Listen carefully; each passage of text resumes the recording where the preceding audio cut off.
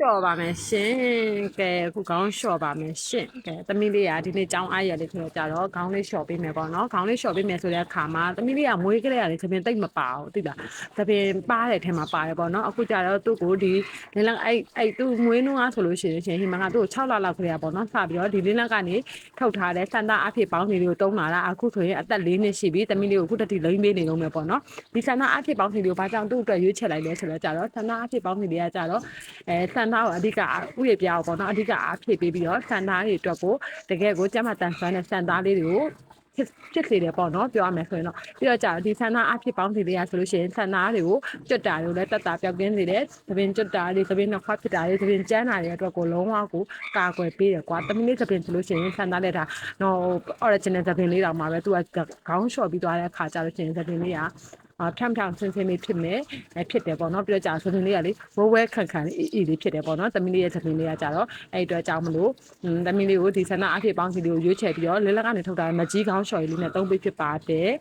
သမီးလေးကတော့အဲ့ဒီပေါင်းစီနှက်တဲ့နေ့ဆိုသူကအရန်ပျော်တယ်ဘာဖြစ်လို့လဲဆိုတော့နဲ့ပေါင်းစီနှက်ပြီးသားလို့ရှိရင်သူခေါင်းချော်ရမယ်ဆိုတာလေးကိုသိတယ်ပေါ့နော်အရင်ကဆိုခေါင်းချော်ရင်ငိုတဲ့ကလေးဒါပေမဲ့အခုကျတော့ဆန္ဒအဖြစ်ပေါင်းစီနှက်တဲ့နေ့ဆိုရင်သူ့ရဲ့ဥယျာဉ်ပြားလေးကနေလို့ကောင်းသွားလို့လားဘာလို့လားတော့မသိဘူးဆန္ဒအဖြစ်ပေါင်းစီနှက်တဲ့နေ့ဆိုသူအရန်သဘောကျတယ်မနှက်ပဲနဲ့ရှော့ပေးတဲ့နေ့မျိုးလို့သိပြီးတော့မကြိုက်ချင်ဘူးပေါ့နော်ဒီဆန္ဒအဖြစ်ပေါင်းစီလေးကိုကလေးအတွက်ပဲမဟုတ်ဘူးအဖိုးဖွားရဲ့အထီကိုသုံးပြီးလို့ရတယ်အသက်ကြီးတဲ့လူဒီကြားထဲမှာပဲကြားမှမရွေးပေါ့နော်သုံးပြီးလို့ရတယ်သပင်အရန်ကျွတ်နေတဲ့သူတွေသပင်အချိန်မရဘူးအိုမင်းတာလည်းမဟုတ်သေးပဲနဲ့ပေါ့နော်အရွယ်မတိုင်းနေသပင်ဖြူထားရဲ့အတွက်လည်းသုံးပြီးလို့ရတယ်နောက်ပြီးတော့ကြာတော့တချို့ကြာတော့ကြာရှိတယ်ကွာဘေဘီလေးတွေသပင်ထိတ်ပြီးကွက်ကလေးများလေးတွေဗာလေးဆိုလို့ကျင်လေဒီဆန္ဒအဖြစ်ပေါင်းစီကိုလိမ့်ပြီးလို့ရတယ်ဒီဆန္ဒအဖြစ်ပေါင်းစီထဲမှာထိတ်မှန်ရွက်ထော်လပတ်ရွက်နော်တက်တော်နီအဲ့လိုမျိုးပေါ့နော်ဆန္ဒအတွက်တကယ်ကိုမှအသုံးကျတဲ့အသေးရွက်တွေကိုပဲတဘာဝစစ်စစ်နဲ့ပြုလုပ်ဖော်ဆက်ပေးထားတာဖြစ်တယ်100%တဘာဝဖြစ်တဲ့အတွက်ကြောင့်မလို့ပေါ့နော်စိတ်ချယုံကြည်တော့သုံးပြလို့ရတဲ့အုံးစီစစ်စစ်ကိုပဲသုံးပေးရတာဖြစ်တဲ့အတွက်ကြောင့်မလို့လေသပင်ဥယျာဉ်ပြားကိုထိခိုက်မှမပူရပါဘူးရှင်အဲ့အတွက်ကြောင့်မလို့ပေါ့နော်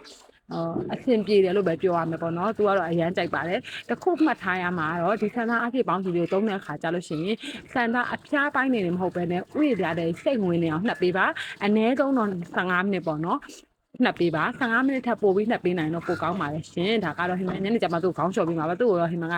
အနည်းလေးဆိုနိုင်ဝက်လောက်တော့နှပ်ပါလေရှင်ဒီလိုမျိုးညက်ခုံမွေလေးလည်းဆွဲလို့ရတယ်သူကတော့မကြိုက်ဘူးရှင်သူမကြိုက်လို့မဆွဲပြရအောင်ဒါအခုဗီဒီယိုလေးရိုက်မယ်သမီးလေးခဏလေးငင်းနေဆိုလို့ပေါ့နော်ဆွဲခံနေရပါရှင်တကယ်ဆိုလို့ရှိရင်သူကညက်ခုံမွေကိုအဲ့လိုမျိုးတွေပါတုံးတာကိုသိမကြိုက်ပါဘူးသူစံသားကိုလောက်တာကိုလည်းသူကြိုက်ပါလေရှင်အဲ့တော့ဒီလိုဆန္ဒအဖြစ်ပေါင်းစီလေးလိုချင်နေဆိုရင်တော့ဟိမန်ရဲ့ TikTok TV မှာလည်းလာရောက်မှာလို့ယူလို့ရသလို3 9 9 9 2 2 5 8 3 3 2ကိုလည်း